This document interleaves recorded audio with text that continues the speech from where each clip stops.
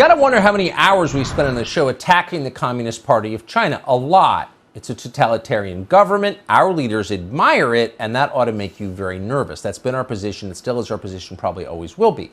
On the other hand, we want to be as honest as possible about things we see. So when the Chinese government does something virtuous, doesn't happen much, but we're willing to say so. Here's what they've done. China's announced it will limit private equity firms from raising money to buy residential properties in China. Why is that? Because Chinese citizens, turns out, need somewhere to live. Real estate bubbles are bad for everybody, except, of course, for a small number of real estate speculators. As the Chinese government put it, houses are for living in, not for speculation.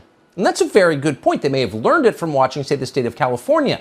In California, the average home is now over $800,000, in part thanks to speculation, and homelessness is totally out of control.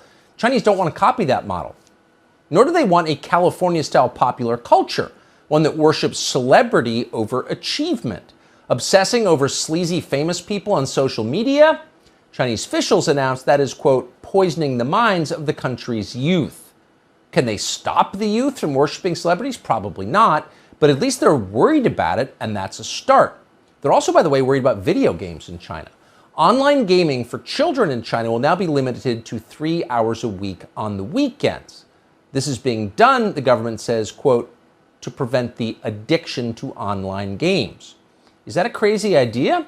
Well, according to a recent study in this country, the average American kid plays video games for more than 15 hours a week. A poll from the University of Michigan found that 86% of parents believe their children spent too much time playing video games. Apparently, the other 14% weren't paying attention. So it's a legitimate problem.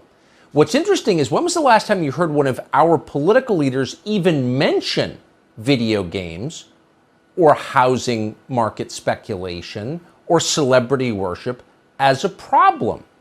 Now, before you respond by saying that politicians shouldn't be involved in our personal lives, remember that the CDC already very much is involved in our personal lives. So maybe our government could take just a moment from bossing us around to improve our actual lives once in a while. Just go ahead and try. Even if you fail, it will be an improvement.